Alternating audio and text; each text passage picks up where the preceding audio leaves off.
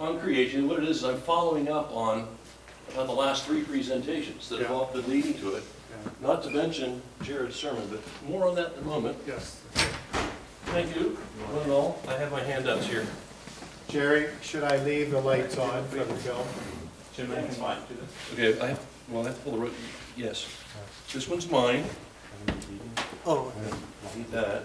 This one's for Richard. no, you want to. And this is for everybody else. There you Can you hear me, Jerry? I should turn my back.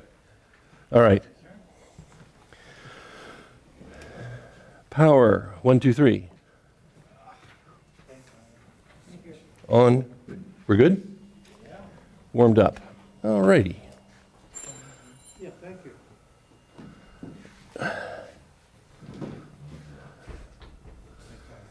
Why isn't that centered?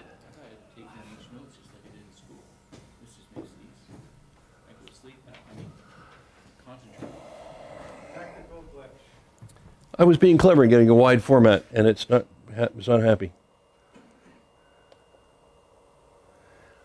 I want to go to images. I want to go to computer image. I want to go there. No, that's not the one. Exit.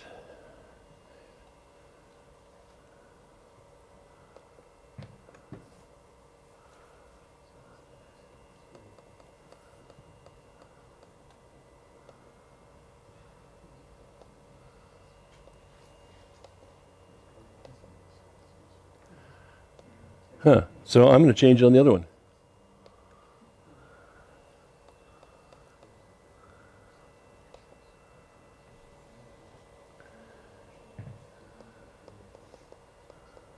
I'm sorry about that. It looks funny.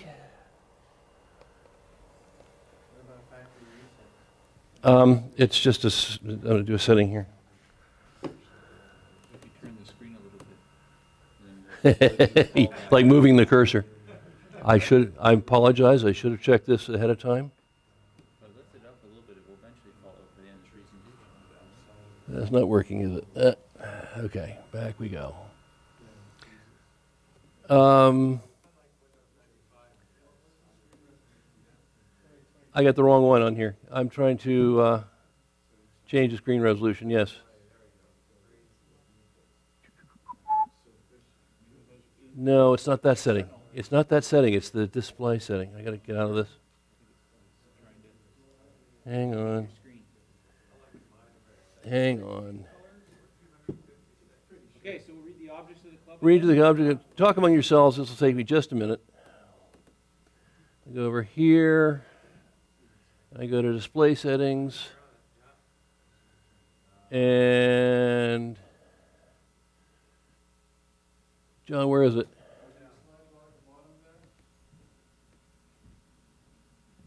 There it is, resolution.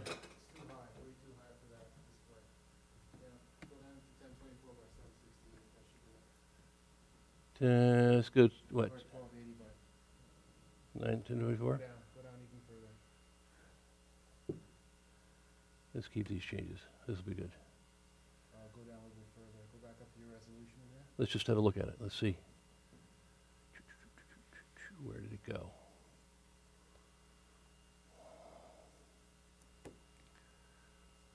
Go away. That's better. It'll work. It's even. Yeah, it's setting the whole thing is clear. We'll do it the short version. Okay. Sorry.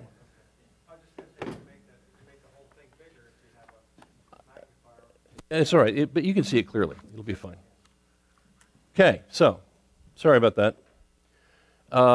Anyhow, as I was mentioning, a little bit of ring here. I'm going to turn this back. Auxiliary dynamic.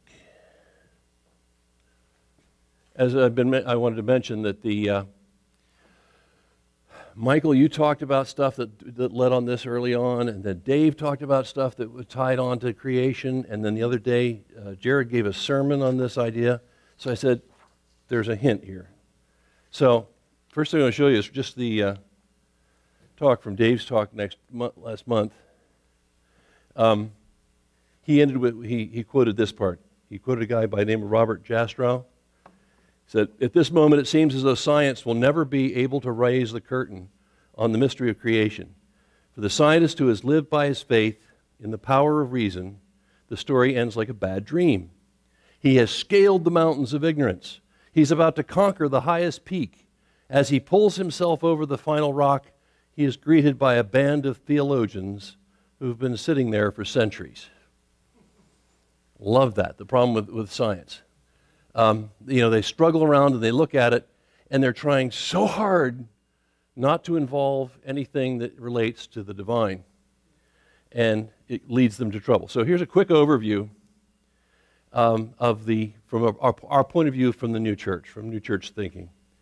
The spiritual and natural worlds are so distinct that they each need their own sons. That is what, we often talk about, the writings, what's so distinct about the new church? I mean, charity, other churches talk about charity, other churches talk about heaven, you ever heard any other church talk about a spiritual son and a natural son? Okay, and we'll follow through the argument of where it comes from. The idea is, just very generally I'll put it, that the Lord has to flow into something that's created and then withdraw from it. And then his energy can go into that created thing and then into people. It creates a separation. But I'll explain that more clearly in a moment. The next thing we need to know is the natural son is dead, but it corresponds to a spiritual and living son. We can conceive of this son being the son that the angels see in heaven. That it would be the spiritual son. Don't be confused. It's not just because they see it, and sometimes they see the Lord in it, the spiritual son is not the Lord. There's a difference. But that's the son that they see in the spiritual world, and it's a useful thing in terms of creation, which is our main theme. So, as it says in the writings, divine love and wisdom, the natural son was created so that all natural things may be fixed, settled, and constant, and that there may be forms of existence which shall be permanent and durable. These forms are the foundation of creation. We sometimes talk about how creation goes from firsts, the highest things, the divine, into the lasts. Energy, life flows into the last, which means the ultimates, the things of nature, the carbon atoms that you're made up of. And then it comes in, and thence into intermediates, which is the human mind. From first to last, and thence into intermediates. But it couldn't just go into intermediates. You can't build a house by building the roof. You have to build a foundation and then build up from that. And so in the same way with creation, you have to build something that will be fixed and durable and essentially dead, on which you can build something that lives. So that's the concept we're working with here. Let me just read a couple numbers here. I'm not going to do a lot of them, but these are key. In Divine Love and Wisdom 153, there are two sons through which all things were created by the Lord. The son of the spiritual world and the son of the natural world. All things were created by the Lord through the son of the spiritual world, but not through the son of the natural world, since the latter is far below the former. And it goes on to say in 154, the universe, am I too loud? Use the condenser. Wait, that's all the way done. Here's dynamic. Better? 154. The universe and all things thereof were created by the Lord, the Son of the spiritual world serving as a medium or a means, because that Son is the first proceeding of divine love and divine wisdom, and from divine love and divine wisdom, all things are. Okay, that's kind of airy-fairy, right? I'll make it more concrete in a minute. But again, we also want to talk about things like the purpose of creation. And the purpose of creation is, why in the world do we have the creation at all? And it comes down to the three rules that you find about what true love is, which are in True Christian Religion 42 and 43, among other places, which says there are three essentials to true love. One is you have to love someone outside yourself, you have to want to be conjoined with that thing, that person, and you want to make that thing or person happy from yourself. That's the essence of true love. You can use that to judge a marriage, you could judge a friendship, any kind of relationship. Those three rules apply. And now you have, try and picture God before creation. He is love itself, and yet he can't be conjoined to anyone, and he can't make anyone happy because they don't exist yet. So his purpose in having a creation is so that there would be people that he could make happy. He could be with and could make happy, so they come back. So in order for there to be a creation, there must be subjects, like us, capable of receiving the Creator's love and wisdom as of themselves, and not only just receive it, because you can love a goldfish, but it's not going to respond to you much. Now, I do know that some people have goldfish that are quite intelligent, and when you walk into the room at a certain time of day, they'll come to the side of the tank because they think they're going to be fed. But that's not the kind of relationship we're really looking for. The point was that by having this influx and having this leadership from the Lord, that we can rise up above ourselves and rise up into heaven. So people are these subjects, and they are the recipients of the divine in themselves. And this whole issue is one of the big questions. We talk about different Eastern religions where it talks about the goal is, we've been separated from God, and our goal is to return to God and become part of God. That's one of the ways that some people think of this kind of thing, that we're separated from God and we need to return to Him, and somehow our happiness is key to being a part of this divine. But the difficulty becomes, how can we be happy if we lose our identity? What happens if we get absorbed back into some divine consciousness? That doesn't seem like a very good idea. I like being a person. I'm used to it. So the idea is, how can we be connected to the divine? How can we somehow receive the divine in our bodies and have life and know that our life is a gift from the divine, and at the same time not be connected to the divine and just being a fragment of God somehow and being that part? Because, how would you explain evil then? If we're all part of God and we're just little extensions out there, how could there possibly be evil? So, how can we be independent, free-thinking, and free-willing people if we're conjoined with God? And how could we possibly live if we're not conjoined? So that becomes the big issue, the question. Now, I would like to say, for a very complete and clear discussion of this, get a copy of Jared's sermon from October 21st. It was really good. It talked about this a lot. I was sitting there thinking, okay, that's it. Just read that, and I don't have to talk about it in my talk. But it looks like we're working on a theme here, I think, between the sermon that Jared gave and the talk that Michael gave and the thing that Dave gave. We're working on a theme here. It's not a conspiracy. It's divine providence. So, carrying on with my point here, having given that little commercial. Wake up. I want to try and illustrate this idea of how the divine can influence us and make us living human beings and fill us with joy and life. And at the same time, we can be distinct human individuals with free will. And our greatest happiness actually comes through this whole thing, through being permitted to take part in the process of new life. Being married and having kids and making kids is actually, by correspondence, a picture of this. The divine wisdom represented by the husband, the divine love represented by the wife. They come together. There's a plan, there's a desire. They come together, and what results from that? New life. The creation of new life. And why is this particular act so joyful and so important to everybody? It's because it mirrors, the Lord has given it to us as a gift representing His own act of creating the human race and creating the whole world. So that's why it's so important. These two things come together. So Must have battery trouble. In marriage, we see the image and likeness of creation of the universe itself. We see the marriage of good and truth. And in creating new life, we feel, by correspondence, the joy of the Lord himself that he felt when he at last had subjects capable of freely returning his love.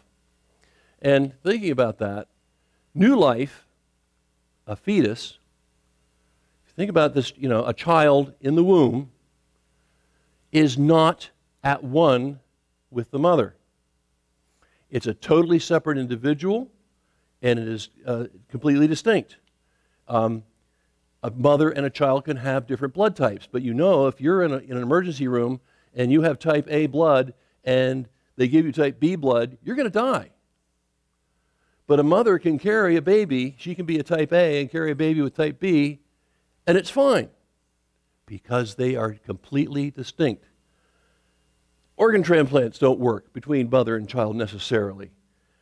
So, and we might wonder also, how is it possible, if we do an organ transplant, we stick a kidney in somebody, unless you put in really powerful drugs to control the rejection, the body's going to reject that.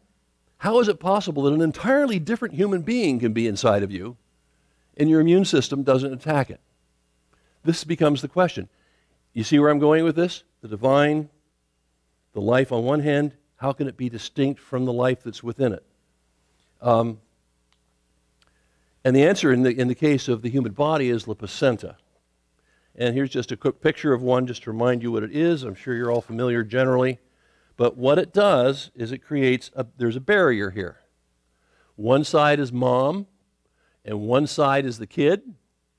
And in there, the blood vessels run next to each other, but they don't touch each other. And the nutrients and the oxygen and the carbon dioxide and all that stuff pass back and forth through these membrane walls and yet remain distinct. Most amazing thing. I'm going to read something from Gray's Anatomy about what this is doing. Be prepared to be amazed. I'll show it for you. The fetal and maternal blood currents traverse the placenta, the former passing through the blood vessels of the placental villi and the latter through the intervillous space. The two currents do not intermingle, being separated from each other by the delicate walls of the villi. Nevertheless, the fetal blood is able to absorb through the walls of the villi oxygen and nutritive materials from the maternal blood, and to give up the latter, to the latter its waste products. The blood so purified is carried back to the fetus by the umbilical cord or the umbilical vein. Okay, that's there for when I'm talking to this subject about ladies. For the guys, same thing.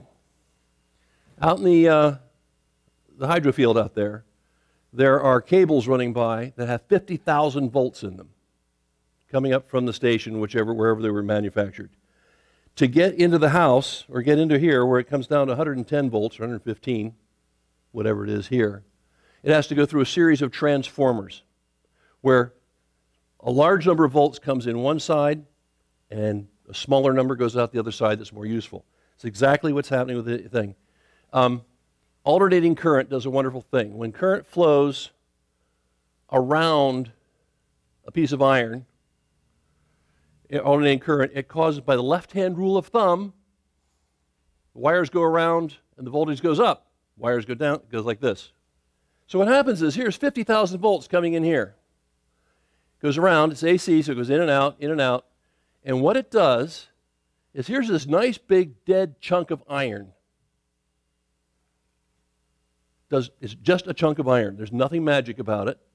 But what happens is, the AC current coming in here generates a response in this. So the current flows back and forth in here. And what ends up happening is, now you have over the other side, you have these other wires. And as the current flows back and forth through the iron, these wires pick it up and send it out. And you can do the math.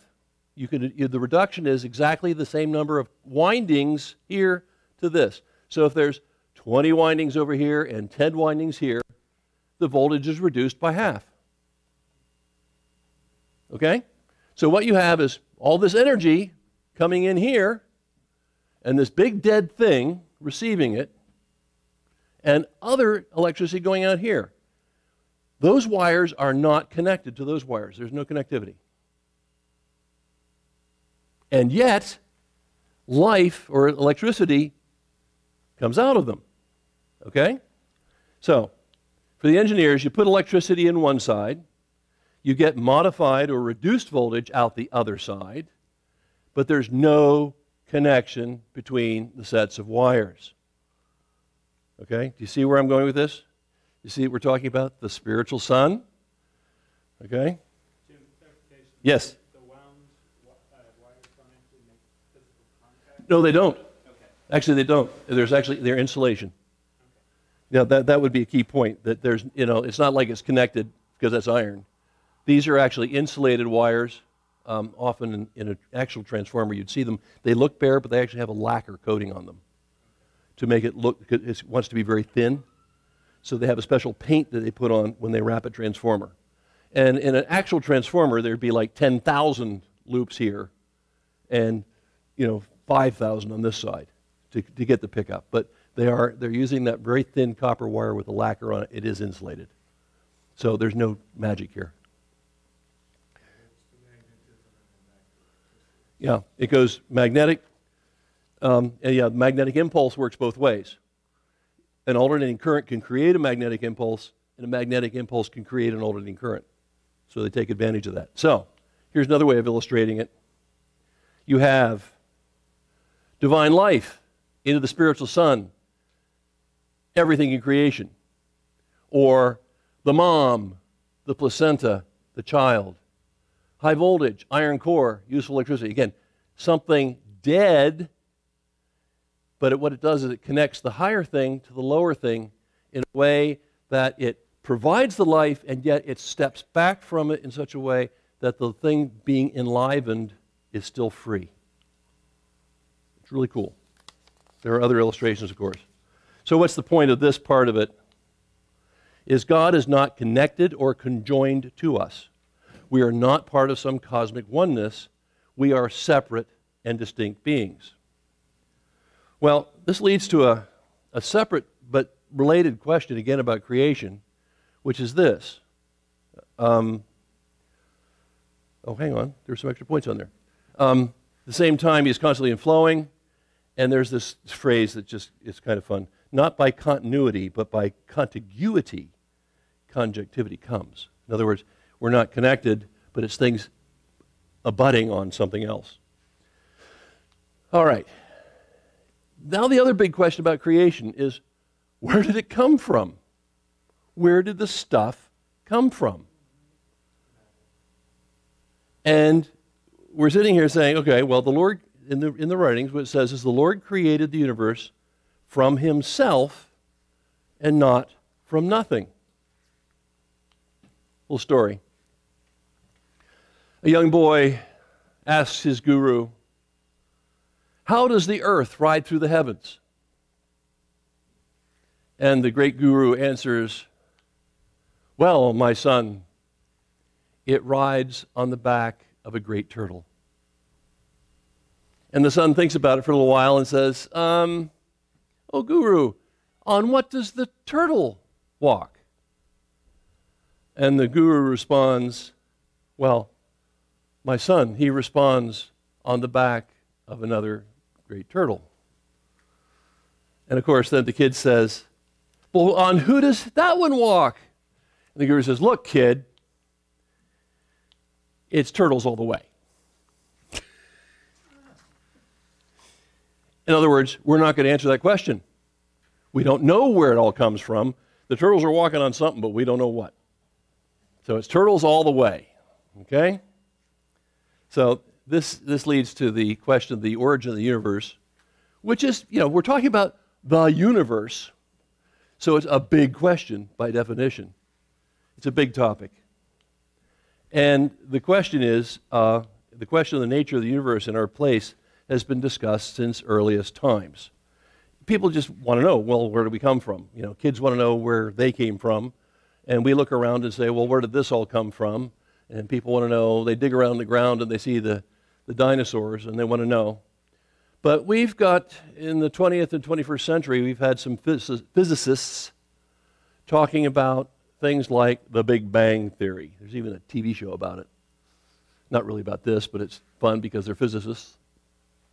And the idea is that somehow we go back to the beginning of time, you know, and the beginning of matter and how the beginning of energy and how it was all formed and things cooled down from that initial explosion. So they take the idea that there was this big explosion sometime at the beginning of time, and you don't really have to, I don't really want to get into it, but there are all these things about, you know, this is the point where gravity's formed and the first protons are formed here, and eventually we get down here and it's like 30 billion years to get out the point where the planets and everything forms. But basically it comes from this, you know, point of unity where everything in the universe was compressed to something the size of a baseball, you know, and that's what they say. Now it explodes and off it goes. Now, I'm happy that the idea that that people can look back, and this is scientific observation. People have realized that light does things, and they get these telescopes, and they look back in time. And of course, the further out they look into the universe, you're actually looking back in time, because you're looking at things that happened a long time ago. The light's just getting to us now, but these are things the light has traveled over hundreds of millions of light years, which means we're looking into the past. And they measure temperatures, and they do all kinds of really cool stuff. And they have, I think this probably is a pretty good explanation of what, in fact, did happen after some kind of creative moment in the universe. I'm quite happy with it. But the theory requires that there's some kind of stuff, something that existed before the Big Bang. So even scientists will say, okay, where did the stuff come from? So you've got some kind of material substance that's affected by gravity. Oh, wait a minute. Gravity was created in about the 4th microsecond after the... But somehow there's stuff out there, and gravity brings it all together, and as it gets closer, of course, the gravity has a bigger effect, and it goes faster and faster and faster and faster until the material condenses into this one spot and finally just erupts out. That's the idea. So all the material falls into one center with sufficient speed and force. Okay, now we've got material, and we've got gravity before creation. Okay, turtles. And then finally, it reaches infinite mass and infinite temperature and explodes. Okay. So we go back to the picture again. There's the explosion. Time begins with the Big Bang. But in order for it to happen, there must have been things that happened before time, which is a logical inconsistency. And in sequential order, too. Yeah. There has to be some kind of order. Okay, so wait a minute. First of all, where'd that stuff come from? So, physicists will tell you, Stephen Hawking, well, you see, there was a universe before ours. You're jumping ahead of me. There was a universe before ours, you see, and it was a closed universe, so it reached a certain point where it stopped expanding and then fell back into itself and condensed and went through a black hole and came out the other side, and that's us. And you go, okay, so the negative universe went through the black hole and came out, and that's us. Well, where did that one come from? Where did well, see, there was a previous universe. In other words, ready, everyone? Turtles all the way. They haven't solved the problem. Science is not prepared to tell us where the stuff comes from. They can't. It was just there. They report, this is another thing that's kind of interesting, they report, but are mystified by the observation that hydrogen atoms apparently appear in a regular, measurable rate in the vacuum of space. New ones? New ones. They measure it, they go up to the space station, and suddenly there's more hydrogen atoms than they can account for. They're counting them. They're just appearing there. What's that phrase we were talking about earlier? That creation is a constant thing? Perpetual coming into being. I thought the phrase was spontaneous generation. That's another thing. That's where the animals just sort of, that's where insects arrive, like, the gnats that arrive in your kitchen. Hydrogen atoms aren't insects? No. They're a little bit more. So instead of turtles, so you're saying bunnies. Bunnies. So anyhow, hydrogen, this is a scientific fact. They have measured this. They can't explain it, but it happens. So, but our minds rebel at the idea of something coming from nothing. So here you got a whole bunch of nothing, and now the universe comes from it. It doesn't make sense. So science doesn't have a better answer. So what does it do? It simply tries to avoid the whole question. So we come back to our friend Robert Jastrow. He says, consider the enormity of the problem. Dave, I got to thank you for this guy.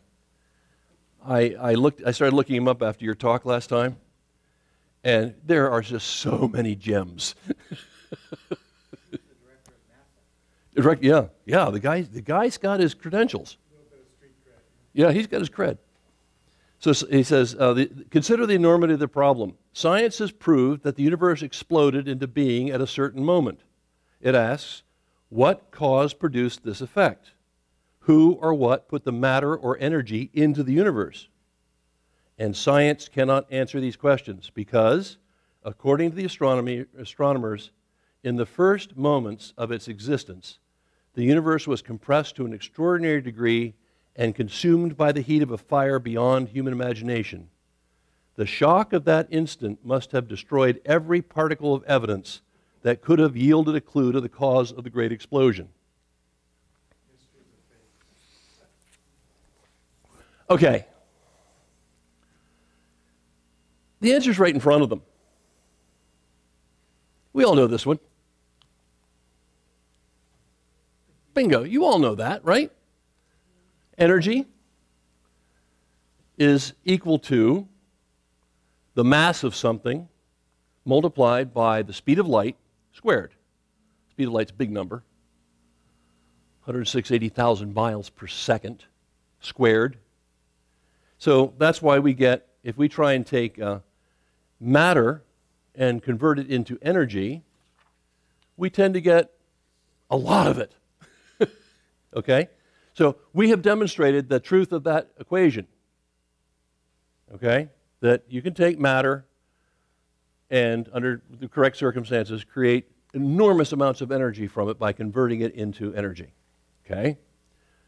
But since we know that equations can go both ways, that also means that energy can be converted into matter. And that's also been demonstrated. They have, it's very difficult to do. They use the big colliders that they have in Switzerland and so forth. They are able to do this kind of things where they fuse things together and using a tremendous amount of energy are able to create matter under certain circumstances.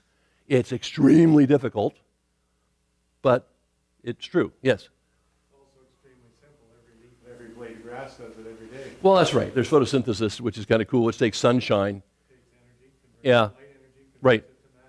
Right, in the presence of, the right things. Again, that's a very good example of how this works. Energy can be converted into matter. All those leaves that I'm raking were once sunshine. So, that we now ask the question, what do we have that might pre-exist the Big Bang and also be defined as pure energy? Turtles, rabbits, Divine love. divine love. There we go. I should say divine love and wisdom. Divine love and wisdom, yeah. Inseparable. Or we can go with God, that works. But there's the idea, here we're, well, God is pure energy. And we talk about all these different things. Comes up that way. Every religion recognizes that God has power. And here we have something that is pure energy that pre-exists creation. Where did it come from? God created the universe from himself and not from nothing. The energy of God was turned into material by means of Power from the Lord. He created the spiritual sun, this is a quoting from Divine Love and Wisdom, and then withdrew from it. He creates and withdraws. Now there's an object that's distinct from himself, and then he can flow into it, and that energy then can flow, is now moderated like the transformer, like the placenta. That energy now can flow into the objects of creation. So as a transformer stands between the hydro and a household current, or a placenta stands between the mother and the child, the spiritual son stands between the creator and the created. So winding this up, here's a passage from Divine Love and Wisdom. Everyone who thinks from clear reason sees also that all things have been created out of a substance that is substance in itself. For that is esse, or being itself, out of which everything that is can take form. And since God alone is substance in itself, and therefore being, or esse, in itself, it's evident that from this source alone is the formation of things. A couple more. The visible things in the created universe bear witness that nature has produced and does produce nothing, but that the divine, out of itself and through the spiritual world, has produced and does produce all things. But those who confirm themselves in the idea that the sun produces the things that appear upon earth by means of its heat and light, end by ascribing all things to nature, even the creation of the universe, and become naturalists and at last atheists. These may continue to say that God created nature and endowed her with the power of producing such things, but this they say from fear of losing their good name. And by God, the Creator, they still mean nature, and some mean the innermost of nature, and then the divine things taught by the church they regard as of no account. Anyone can see who chooses, or anyone who chooses may confirm himself in favor of the divine from things seen in nature. And whoever thinks about God in reference to life does so confirm himself, as when he observes the birds of the air, how each species knows its food and where to find it, recognizes its kind by sound and sight, in which, among other kinds, its friends, and which its enemies, how also they mate, have knowledge of the sexual relation, skillfully build nests, lay eggs therein, sit upon these, know the period of incubation, and this having elapsed, bring forth their young, love them most tenderly, cherish them under their wings, bring them from food and feed them until they can do for themselves, perform the same offices, and bring forth a family to perpetuate their kind. You know, that just reminded me of something. It's all very well to say that about things like, birds, which we can observe. But back in the olden days when I was in college, I was taking a course in genetics. And the professor would throw up a picture of a cell and say, okay, now here's a picture of a cell, and here are the organelles within the cell. And when the cell starts, when the DNA starts to unravel and the spiral begins to unravel, what happens is it unzips, and then what they call little molecules called transfer RNA catch on to the right thing to link it on, and they come, the cytosine or the thymine or whatever it is, comes over and links onto it, and they sort of unzip, and these little motorboats go zooming around in the cell, bringing the right molecules to make two strips so the cell can then divide. So being the annoying person I was, I'm sitting there in class listening, I say, how does that tRNA move? Where's its motor? And the professor looked at me and said, huh? I said, it's moving around in the protoplasm through the cell. Obviously, it sits there by itself for a while, and then suddenly, out of the blue, it suddenly motors over and picks up a molecule, and then takes it to the right place and hooks it on there. How does it know? And poor guy was startled. He didn't know. I said, there's all kinds of stuff going on at the cellular level of molecules just moving around by themselves and doing highly refined jobs when they're needed and not when they don't. They don't do it all the time. They only do it when it's needed. So, and he finally said, Cooper, be quiet. We need to move on. He couldn't deal with it. But again, this is happening. We're watching the birds, whatever. How do they know? I passed. I was okay. The University of Arizona. It's more of a PhD level question. Yeah. Because that's the kind of thing they research. Well, how does it know and how does it? Yeah, well, they were, why are you asking that question? It just does. It's turtles all the way. Well, so much of science is, well, it just is, or it just does. Yeah, and I tended to call it on them, but you know, it was interesting. But again, these are the kind of things that people just, oh yeah, it just happens. They don't stop to think why or how, and it's important. So, anyone who is willing to reflect on the divine influx through the spiritual world into the natural can see such influx in these things, and if he will, can say from his heart, such knowledges cannot flow into these creatures out of the sun through its rays of light, for the sun from which nature derives its origin and essence is mere fire. Consequently, its rays of light are wholly dead, and thus he may conclude that such things are from the influx of divine wisdom into the outmost of nature.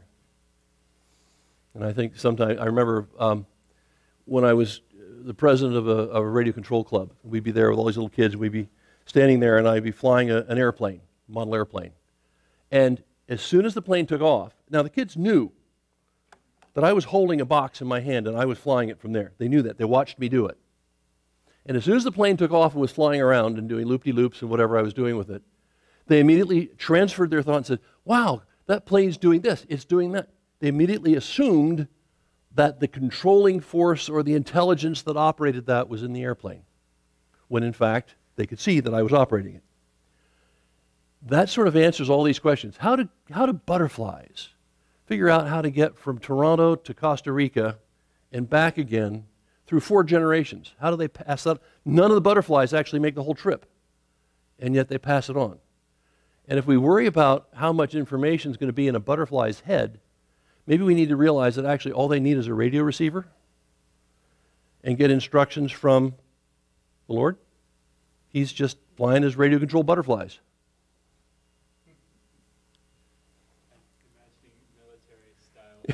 Yeah.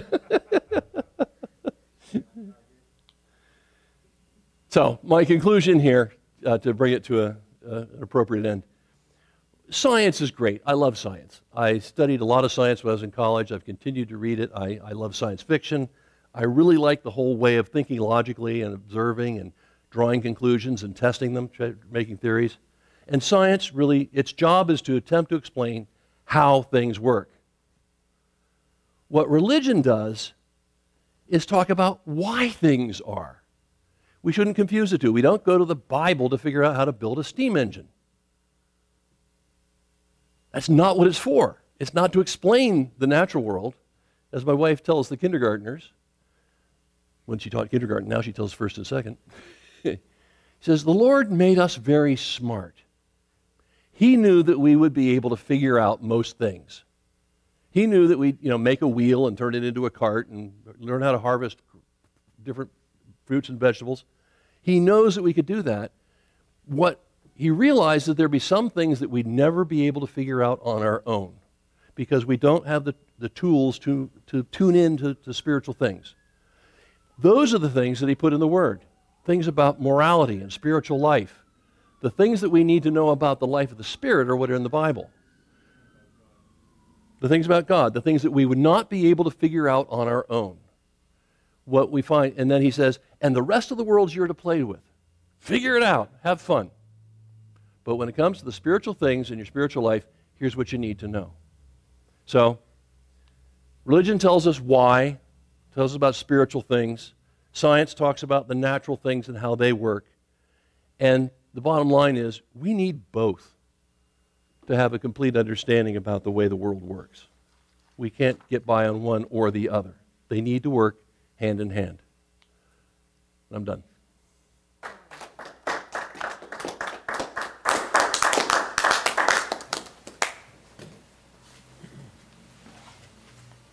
Sure. Since I was just having an extended discussion about this today, would you agree with the statement that it's also very important that science and the discipline of science be subordinated to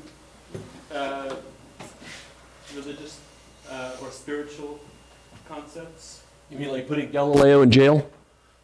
No, I mean within each of us as individuals. Oh, well, yeah, I think, well, it's a partnership. It's like, I think you're asking the same question, who should rule in a marriage, the husband or the wife? Well, I mean, I think it's a matter of you have to have a balance between the two. Each brings certain things to the mix, and you need to have both. well, But you have to start with the affirmative principle. Yeah. yeah, the affirmative principle is what it comes down to, because it's very common and very easy for people to come up with their scientific explanations for why this or that said in the word can't be true, or why there can't be a God, or this, that, and the other thing. Science can be used to confirm all kinds of attitudes that are hostile to religion. Yeah. But so in that sense, science needs, the role of science in our personal regeneration, the role of science and reason is to confirm spiritual things. Thought from the eye opens the understanding, thought from the understanding, Okay. other way around. Yeah, I could see if you have a principle about marriage, some ideal, and then you observe marriages Right, and see if that theory holds true as best you can. right, and if you, in a vacuum, started from the ground up with scientific data, you might come, Get some you weird would come ideas. to a very spiritual conclusion, yeah.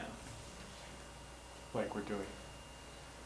I think John had his Oh, hand. John, go ahead. Jim, this is amazing, and thank you for that presentation. It's amazing to me because I can think, well, almost 70 years ago, I'm in the Bernathen College. I'm 18 years old. You were in knee bends. And we're with Dr. Charlie Pendleton. Yeah. And he's got the Beekman models. And he's trying to explain some of these kind of things. And I mean to tell you, lost, as in totally lost. And I'm going to say ever since then, I've tried to, of course, understand something of it. And I'm trying to understand all of what you've got there. But you had one illustration there that I had never heard before, and that is the illustration between where the spiritual world or the Lord is in the natural world, and you likened it to the transformer, that the wires aren't touching. He is the medium for the communication. Yeah. Wow, that's. I mean, you found the words to express that. Is this a common thing in that particular way? I mean, Well, I don't. Certainly, you won't see any reference to a transformer in the writings. no, I realize that. But I think other people may have noticed this connection. But I'm glad that it worked for you. It occurred to me. Sure. I like to think of, if you think of the way, I could go on for ages, I won't, but if you just think of the construction of an old-fashioned radio, and the way you tune it in, there's all these different signals in the air, these different frequencies. And there's two sets of plates, the capacitor plates. My fingers don't work because they're not plates. But you basically, when you tune it, you're simply moving them into a relationship and changing the capacitance of those plates. Basically what you're doing is you're changing a physical object to change its ability to receive, influxes according to the receiving object. And by changing the way the plates are, it now receives a different station. You go from classical music to rock and roll, And what it's telling us is that the same way, when we make decisions, when we make choices, we're changing the tuning our brain to receive a different spiritual signal. And when we try and think nice things and we're kind to people, we do things, we tune into spiritual stations where the heavens are. And it encourages us to do that. Our choices are rewarded. So just an old-fashioned radio, electricity, how the valve works, or tube if you're American, how that works. A small voltage controls a large voltage. All kinds of things. There's just so many illustrations in electricity. What an amazing thing, though. Yeah. It just gives you a certain level of explanation there that Yeah. is really something. I mean, it was over, more than 100 years ago, the theologians had great debate about the nature of spiritual Oh, substance. yeah. That was a big Yeah. thing in the 1900s, 1910s, something along that. 10s, 20s, about then, yeah. Yeah, with old Dr. Which, Acton. yeah, Acton and Oder, yeah. Yeah. Not that I ever understood any of that either, but just knowing. But thank you. Dave and Roger? I thought that was great. I thank you very, very, very much for the things you brought up and the way that you presented them sequentially and the illustrations that you used. In the ongoing debate, I guess it's very difficult to, mention science and religion in the same sentence without, conjuring up a sort of antithetical relationship between the two. I mean, not that it was always like that, but certainly in the current context it is. And I'd just like to share a little quote from Darwin that I remember reading. And he said that I would like nothing better than to believe in an omnibenevolent, all-knowing, caring creator. But when I consider a certain species of wasp that lays its eggs inside a beetle, or just watching a cat play with a mouse, I can't bring myself to believe that such a God exists or would allow the kind of things that occur in nature. And that reinforced in me something that I'm very fond of saying, so I'll just take another opportunity to say it.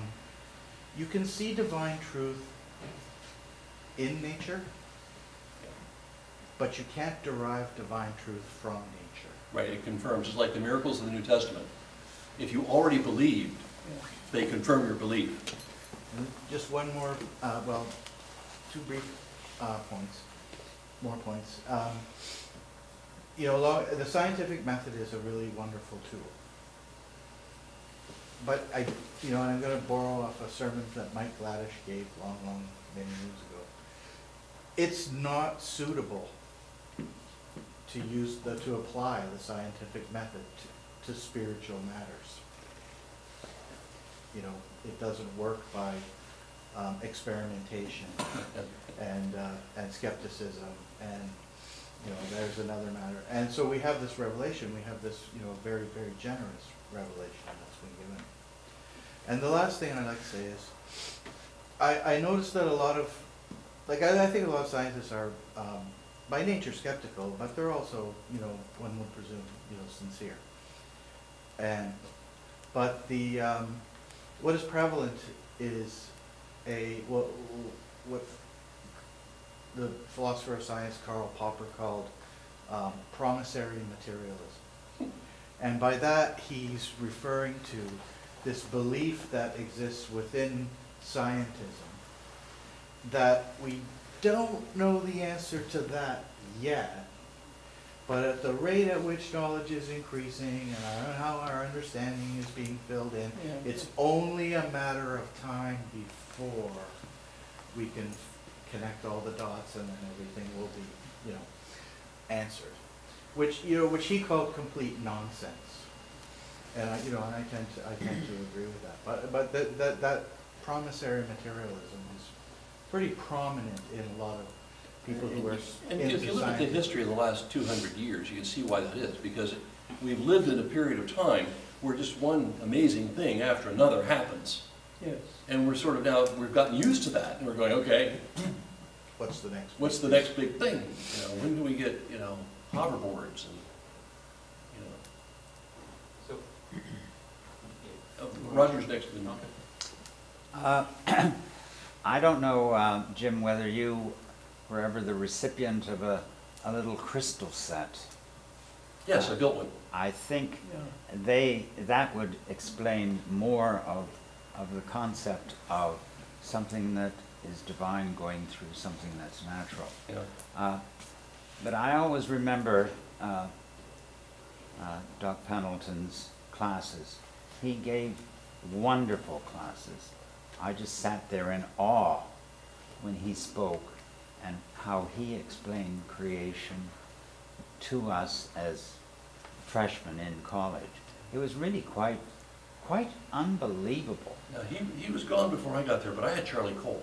Pardon? I had CharlieOle, who was, again, Doc a masterful. Pendleton, I had Charlie Cole too, but I would have preferred to have Doc Pendleton. Yeah. He was absolutely, in my mind, the epitome of a person that was able to give you inspiration as to how creation occurred.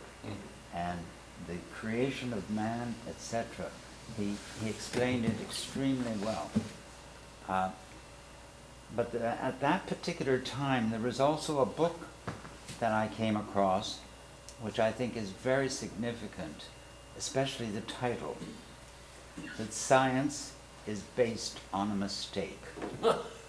And which means that every scientific theory comes out and then eventually is surpassed by another theory. So all these theories, which all these scientists believe are absolute truth, are nothing but a fantasy of their imagination. And they work while they're in vogue, but someone puts something else on top and it negates the whole underpinning of it. That's the problem we're facing right now when it comes to Newtonian physics, the old style stuff that we're used to, we learned in school, works to explain big things, like how the planets go around the sun. But when you get down to really the particles in nuclear particles, you need quantum, and that's just crazy. But it's a whole new different set of rules when you get down to that level. And that's fairly recent as a way of, okay, Newtonian physics doesn't work down here. We have to invent a new physics.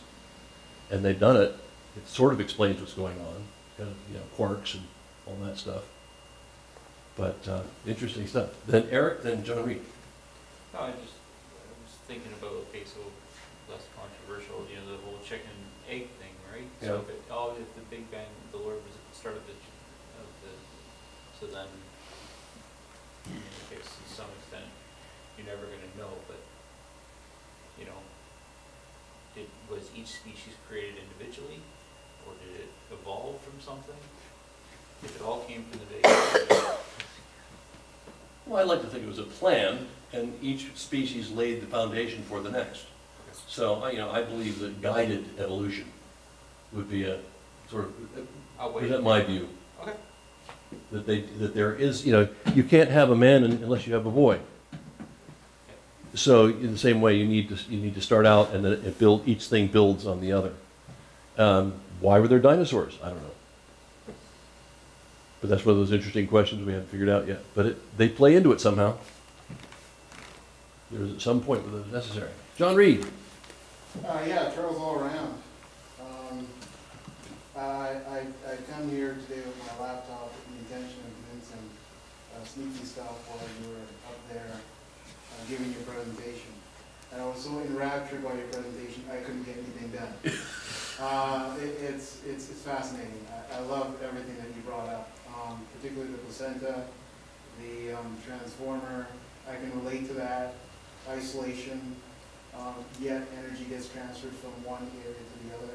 I had no idea in the placenta that the blood vessels for the mother and the child were separate, but they're able to exchange energy and nutrition and all. Fascinating.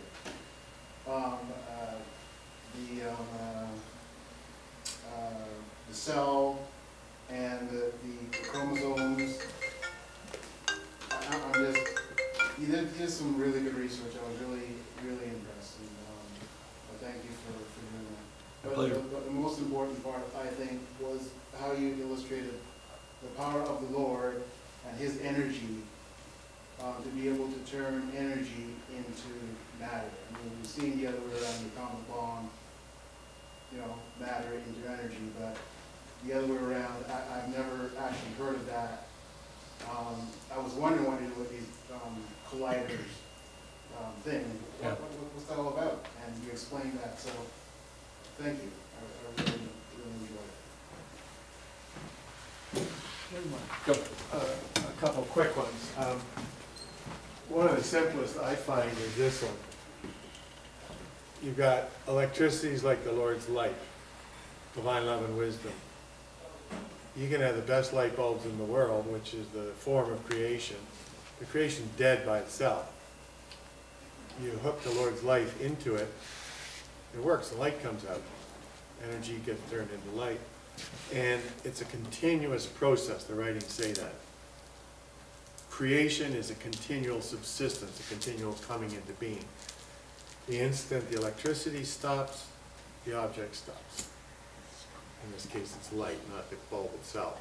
So if the Lord stopped flowing into me, 2 seconds from now, I would cease to exist. Boom, just be gone. So all the cells and everything, and as you know, atoms and all that stuff is mostly space. The chair feels solid, especially when an angry guy bangs it over your head. And your head feels solid, but both of them are 90% space, because there's all this space between the nucleus and the electrons and all that. It would only So- exist here. The Lord keeps it being organized into that form. If you interfere with that, you get an atomic explosion. The form disappears and all that energy, all of it goes back into energy, but the Lord holds it all in a stable, safe form all the time, from moment to moment to moment to moment. And the other thing was, when I was in the University of Alberta, we took this course called Philosophy of Science with a guy who really knew his subject. And in that university, all the science departments, before they could get a doctorate, had to take his course. And it was just undergraduate level philosophy of science. And they couldn't get it a lot. And all it said was, look, whatever field you're in, the theories you're using, the knowledge you have about what's true in physics or in biology or in chemistry or biochemistry, it's not the truth. It's just a theory that's the best explanation we have for the moment. It's the most useful set of tools we have to understand that field and to work with it to do useful things like what engineers do in corporations. But to understand the difference between absolute truth and scientific truth. And they just couldn't get it, some of them. Like he said, for example, if you're going to define a crow, one of the things you would say is a crow is a large bird about varying in size from this to this, large beak, 2 eyes, 2 wings, a tail, and it's black. So you could say crows are black. That's a scientific truth, but it's not absolutely true, because you have no idea if all crows ever were black and ever will be black. So he's, unlike what Roger said, just to refine that a bit, it's not that it's not true, it's our best understanding so far, based on, and the structure of scientific revolution shows that usually when you switch from one theory to the next theory that replaces it, there's usually a bit of a revolution between the new kids who are saying, but how does this work, how does that work? And the professors say, well, I'm Professor so-and-so, doctorate of whatever, I know how this is how it is, you know, and you be quiet. And eventually, more and more people say, well, yeah, he's got a point, you know, what about this, what about that? More and more things don't fit, like when they used to think the Earth was the center of the universe. They could explain it with complicated diagrams, but the more they saw through the telescopes and observed, the harder it became to explain it with that, until finally someone said, you know, it'd be a lot easier if we just moved the sun in the middle, then all that's a lot easier to explain. So, but there's 2 things. There's the linear thing, which is in time and space. And the writings say you've got to get rid of time and space if you want to understand spiritual things. Linear things, there's always something here before this, before this, before this. So you say the egg caused the chicken because it came first. But then there's the top-down spiritual thing, from the spiritual to the natural, which is what I was trying to say about the electricity and the light.